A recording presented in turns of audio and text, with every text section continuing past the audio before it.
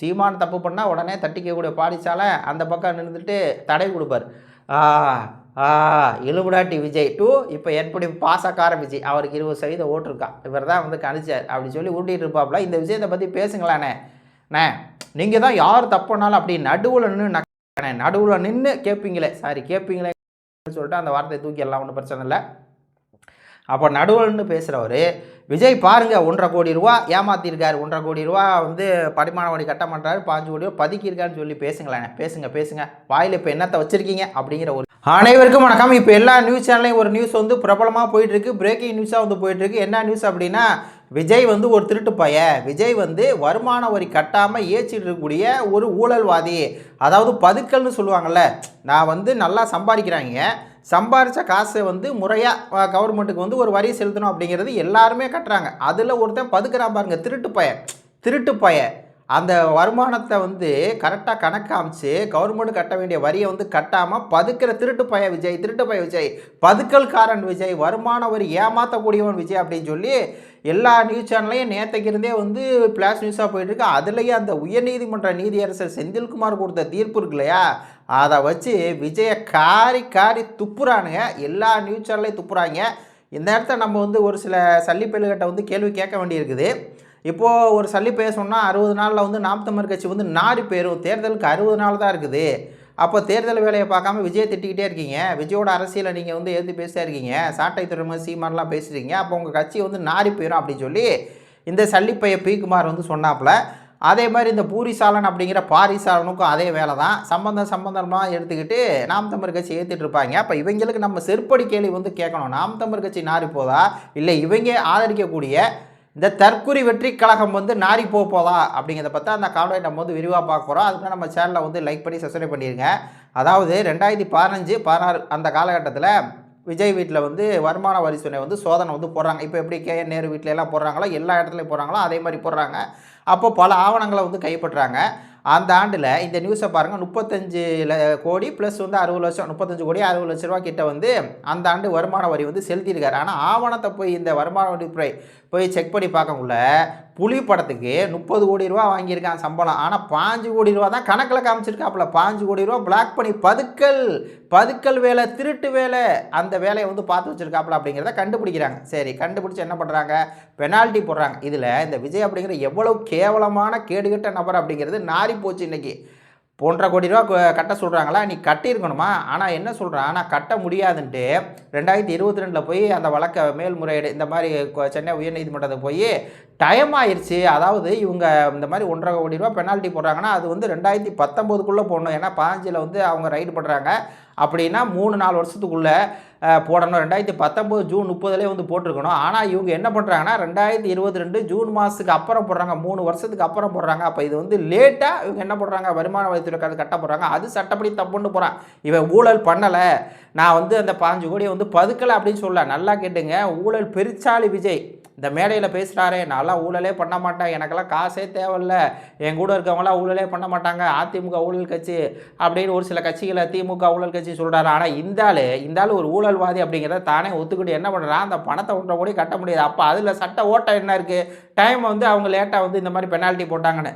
இந்த ஆள் திருட்டு பைய ஏமாற்றிருக்கான், ஏமாத்தினதுக்கு அவங்க பெனால்ட்டி வந்து போட்டிருக்காங்க. அப்போ இவன் மேல்முறையை திருப்பி கோர்ட்டுக்கு போய் அந்த பணம் கட்ட முடியாது அப்படின்னு இருக்கான். அப்போ அது கால அவகாசம் இழுக்குது. அந்த இழுக்கிறத வச்சு ஒரு கேஸ் போட்டிருக்கான் பாருங்கள், எவ்வளோ பெரிய கேவலமான கெடுகட்ட நபர் அப்படின்னு சொல்லி பாருங்கள். அதுக்கு தான் நீதியரசரே சொல்கிறாங்க, இது வந்து ஒரு தேச துரோகம். வரியை வந்து நீ கொடுக்குற, நீ பெரிய பணக்காரன், 30 கோடி சம்பளம் வாங்குற, அப்போ 2015 30 கோடின்னு எவ்வளோ பணம் பாருங்கள் சம்பளம் வாங்குற, அதில் நீ ஒன்றும் அதிகமாக கட்ட போகிறது 1.5 கோடியோ கொஞ்சம் கம்மி அவ்வளோதானே இருக்கும். ஒரு 10% வச்சுங்க, ஒரு 3 கோடின்னு வச்சுக்கோங்கப்பா. 30 கோடி வாங்குற, 3 கோடி கட்டுற அப்படின்னா இதானே கட்ட போகிற, அதை ஏன்டா ஏமாத்துற, தேச துரோகிடா நீ ஊழலுக்கு எதிராக வந்து படத்தை நடிக்கிற, ஊழலுக்கு எதிராக இருக்கக்கூடிய அதிகாரியாக நடிக்கிற. ஆனால் நீ இந்த மாதிரி திருட்டு பய பண்ணுற, திருட்டு பயல அப்படின்னு சொல்லி இப்போ என்னென்னா திருட்டு பயன்னு சொல்லிட்டார்ல, அதை நீக்கிறதுக்கு மேல்முறையீடு போயிருக்காங்க. இவன் நல்லவனாக இருந்தால் யோகியமாக இருந்தால் என்ன பண்ணியிருப்பான்? நான் வந்து ஊழல் பண்ணேன், சரி அது நடந்துருச்சுங்க, பதுக்கல் பண்ணிட்டேன், அப்புறம் கண்டுபிடிச்சிட்டாங்க, சரி நான் வந்து கட்டி விட்றேன் அப்படின்னு சொல்லி கட்டி விட்டுருப்பான்ல. அப்படி கட்டி விட்டா எங்கே தன்னுடைய மானம் மரியாதை எல்லாம் போயிடும் அப்படிங்கிறனால, ஏன்னா நாரி போயிடும் இல்லையா, பதுக்கல் மண்ணை ஏன்டா ஊழல் பெருச்சாலின்னு சொல்லி 10 பேர் வாயில் வச்சு பேசிடுவாங்க இல்லையா. அதனால நான் மேல்முறையீடு பண்ணுறேன். இந்த வழக்கை இவன் தான் இழுத்தது, இவங்க தான் இழுக்க. 2015 இவங்க தான் இந்த 2026 10 வருஷமாக 11 வருஷமாக இழுக்கிறாங்க. ஆனால் அவங்க எப்படி சொல்லியிருக்காங்க பாருங்கள், டைம் அதிகமாகிடுச்சு, அவங்க வந்து லேட்டாக வந்து போடுறாங்க, இந்த பெனால்ட்டி வந்து போடுறாங்க, அதனால அந்த பெனால்ட்டியை வந்து நீங்கள் நீக்கணும் அப்படின்னு சொல்லி போடுறாங்க. அதை பார்த்தா அந்த நீதியரசு இருக்குது, அவருக்கே தெரியாதா? காரி துப்பிட்டு அப்போது அங்கே வந்து நம்ம வருமானத்துறை அதிகாரி வந்து சொல்லியிருக்காங்க, சரியான டயத்தில் தான் இவங்க மேல்முறையீடு போயிட்டு இருந்தாங்க. மேல்முறையீடு முடிஞ்சு 6 மாதத்துக்குள்ளே நாங்கள் வருமான வரித்துறை சட்ட விதிகளுக்கு உட்பட்டு தான் இந்த பெனால்ட்டி வந்து போட்டிருக்கோம், அதனால் அவரை வந்து ஒழுங்கு மரியாதை கட்ட சொல்லுங்கள், திருட்டு போய் ஏமாற்றிட்டு அலையிறான் அப்படின்னு சொல்லி வருமான வரித்துறை சொல்ல. உடனே ஜட்ஜ் செந்தில்குமார் என்ன சொல்லியிருக்காருன்னா, காரி துப்பிட்டு ஒழுங்கு மரியாதை கட்டிட்டு போ அப்படின்னு சொல்லி காரி துப்பி விட்டார். இவங்க கரெக்டான நீ வந்து அவங்க டைமெல்லாம் மீற கிடையாது, அந்த டயத்தில் தான் போட்டிருக்காங்க, சட்ட விதிகளுக்கு உட்பட்டு தான் போட்டிருக்காங்க, சட்ட விதியெல்லாம் எதுவும் மீற கிடையாது, நீ சட்ட புலங்காகி இதெல்லாம் வச்சு எல்லாம் அதெல்லாம் வேலைக்கு சொல்லி காரி துப்பிட்டு அவன் ரிட் மனு போட்டான் பாருங்க. இந்த மாதிரி கால அளவு மீறி வச்சுன்னா அந்த ரிட் மனு வந்து தள்ளுபடி பண்ணி விட்டார். கேவலம் கேடு விஜய் வந்து ஒரு கேடுகட்ட ஊழல்வாதி, கேடுகட்ட திருட்டு பைய, பதுக்கல் மண்ணை. எப்படி வந்து திமுக ஆட்சியில் பதுக்குறாங்களோ கே.என். நேருவோட தம்பி ரவிச்சந்திரன், அந்த டாஸ்மார்க்குள்ள எல்லாம் பார்க்குறோம். இது அதே மாதிரி இவன் ஒரு ஊழல்வாதி விஜய் அப்படிங்கிறது இப்போ வெளிப்படையாக தெரிஞ்சிருச்சு. இந்த ஊழல்வாதிகளுக்கு செம்பு தூக்குற இந்த நாரி போன பசங்களுக்கு நம்ம இப்போ கேள்வி கேட்க ஆரம்பிப்போம், எல்லா சினாரியும் உங்களுக்கு தெரியும் என்ன நடந்துச்சு அப்படின்னு சொல்லி. அப்போது இந்த ஃபஸ்ட்டு இந்த பி. குமார் அப்படிங்கிற நபருக்கு நம்ம ஒரு கேள்வி கேட்குறோம், ஏப்பா தம்பி ஊழலுக்கு எதிராக இருக்கவனே இந்த பி. குமார் தான், நாரி போன பி. குமார் ஃபஸ்ட்டு இவரே நாரி போயிட்டார், இவருடைய மானத்தை நம்ம கப்பல் ஏறிட்டோம். அதில் சொல்கிறாரு, நம்மளை தான் மறைமுகம் பேர் சொல்லாமல் சொல்கிறாரா, ஒரு 10,000 அவன் பேசுனா ஒரு 10,000 பேருக்குள்ளே தான் போகும், நம்ம சேனலில் வந்து அப்படியே 10,000 பேருக்குள்ளே தான் போகும் அப்படிங்கிறாரு. சரிப்பா நீ எப்படி வளர்ந்த, நான் ஒன்று உன்னை மாதிரி சீமான்ட்ட போன போட்டானா எனக்கு கொஞ்சம் சசுரை ஏற்றி விடுங்கனாலும் சொல்லையே, நான் பார்க்குறேன் 10,000 பேர் பார்க்குறாங்கன்னா பார்ப்பாங்க, நான் 5 வீடியோ போடுவேன், எனக்கு திறமை இருக்குது, நான் பேசுவேன். உன்னே மாதிரியா அண்ணனை வச்சு வளர்ந்துக்கிட்டு அதுக்கப்புறம் அண்ணன் முதுகில் குத்திட்டு போகிறதுக்கு நான் ஒன்றும் உன்னை மாதிரி ஈனப்பிறவி கிடையாது, உன்னை மாதிரி ஈனப்பிறவி விஜய். அதனால தான் விஜய் பின்னாடி போய் உட்காந்துட்டு விஜய் இது பண்ணுற. சரி நாரி போ நாத்தாக்கான்னு சொன்னியே, இப்போ யாரா நாடுறது? நீ எல்லா பிரேக்கிங் நியூஸ் எடுத்து பாருங்கள், நாரி போய் நாற்ற எடுக்குது விஜய். அப்படியா அவனா திருட்டுப்பாய. எல்லாருமே விஜய் ரசிகர்களே, என்னப்பா இவன் வந்து நான் நடிகை உச்சத்தை விட்டுட்டு வர்றேன், கோடியை விட்டுட்டு வர்றேன், உங்களுக்காக உழைக்க வர்றேன், எனக்கு பணம்லாம் தேவையில்லைன்னு சொல்கிறானே, என்னப்பா திருடி வச்சுருக்கான், காசை வந்து மறைச்சிருக்கான், பதுக்கல் பண்ணியிருக்காரு அப்படின்னு சொல்லி தான் ஊர் உலகமே சொல்லுது. ஏன் பாதி விஜய் ரசிகர்களே திண்டிட்டாங்க, என்னப்பா இவர் வந்து அப்படி சொன்னார் இன்றைக்கி இப்படின்னு.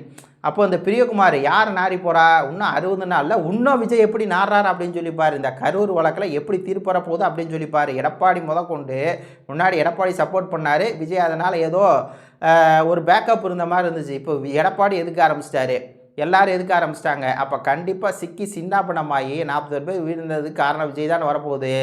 சிக்கி சின்னாபனமாக போகிறாரு.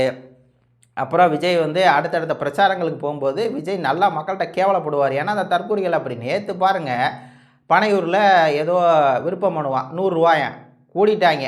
பனையூரில் இருக்க அந்த மக்கள்லாம் வந்து வெளியே வந்து இவங்களை காரி துப்பாங்கடா, உங்களுக்கு ஒரு இதே இல்லையா, ஒரு க்ரௌடு வர்றீங்கன்னா ஒரு ஒழுக்கமே இல்லையா, நாங்களாம் இங்கே வசிக்கிறதா வேணாமான்னு காரி துப்புறாங்க. இந்த தற்கொலைகள் தான் நாரி போகிறாங்க. பல பேர்த்த வந்து இதே மாதிரி நெருக்கடியில் சிக்க வச்சு பல வேலைகள் பார்ப்பானுங்க. நாரி போகிறது பி. குமார், நீ ஆதரிக்கிற அந்த விஜய் தான் நாரி போவார். நாம் தமிழ் விஷயம் வளர்ச்சியை பார்த்து வளர்ச்சியை கொடுக்க முடியாமல் ஆதவ ஒரிஜினாட்ட காசு வாங்கிட்டு ஆதவ ஒரிஜினா நீ புகழ்ந்து பேசின பாரு, எப்போ இதெல்லாம் தமிழ் தேசியம் பேசுறதுக்கே லாய்க்கு இல்லை அப்படி தான் சொல்லணும். அதுக்கப்புறம் நம்ம பண்ண பாரிசாலன், அவர் தான் இப்போ எப்படி இருக்காருன்னா ஒரு மூர்க்கமாக இருக்கார். எப்படியாவது விஜய்க்கு நம்ம முட்டு கொடுக்கணும், அதாவது நாம் தமிழ் கட்சி வந்து தனியாக நிற்கக்கூடாது. அப்போ என்ன பண்ணணும், அதிமுக கூட்டணி போகணும். ஆனால் விஜய் என்ன பண்ணலாம், விஜய் தனியாக நிற்கலாம். ஏன்னா விஜய்க்கு ஓட்டு சதவீதம் அதிகம். இவர் தான் போய் களத்தில் போய் இது பண்ணார். விஜய்க்கு எப்படியா இருந்தாலும் 20% வருமா, யார் இவர். அதனால் ஏன்னா இவர் சப்போர்ட் பண்ணுறாருன்னா அந்த விஜய் ரசிகர்லாம் இவர் வீடியோ பார்ப்பாங்கன்னு கேடுகட்டாத்தனம். அந்த அவன்கிட்டையாவது காசு வாங்கிட்டு இருக்காரு அப்படிங்கிறது தகவல் வரட்டும், அதை சொல்லுவோம். ஆனால் எதனால எல்லாம் சப்போர்ட் பண்ணுறாங்கன்னா அந்த வியூஸ் வரும்ல, விஜய் விஜய் விஜய் விஜய் விஜய் விஜய் விஜய் விஜய் விஜய் அந்த கேவலம். அடுத்தவன் அந்த விஜய் அப்படிங்கிறவர் பண்ணுற தப்பை வந்து தட்டி கேட்க முடியல. சீமான் தப்பு பண்ணால் உடனே தட்டி கேட்கக்கூடிய பாடிச்சால அந்த பக்கம் நின்றுட்டு தடை கொடுப்பார். ஆ இலுமினாட்டி விஜய் டூ இப்போ எப்படி பாசக்கார விஜய், அவருக்கு 20% ஓட்டு இருக்கா, இவர் தான் வந்து கணிச்சார் அப்படி சொல்லி ஊட்டிகிட்டு இருப்பாப்புல. இந்த விஷயத்தை பற்றி பேசுங்களாண்ணே. அண்ணே நீங்கள் தான் யார் தப்புனாலும் அப்படி நடுவில் நின்று கேட்பீங்களே, சாரி கேட்பீங்களே சொல்லிட்டு அந்த வார்த்தையை தூக்கிடலாம், ஒன்றும் பிரச்சனை இல்லை. அப்போ நடுவல்னு பேசுகிறவர் விஜய் பாருங்கள் 1,50 கோடி ரூபா ஏமாற்றிருக்காரு, 1,50 கோடி ரூபா வந்து படிமான வழி கட்ட மாட்டாரு, 5 கோடி ரூபா பதுக்கியிருக்காருன்னு சொல்லி பேசுங்களேன். பேசுங்க வாயில் இப்போ என்னத்தை வச்சுருக்கீங்க அப்படிங்கிற ஒரு கேள்வியை நான் கேட்குறேன். அதுக்கு மேலே பேச வேண்டாம், என்னென்னமோ வரும், அதுக்கு மேலே பேசினா. நன்றி, வணக்கம்.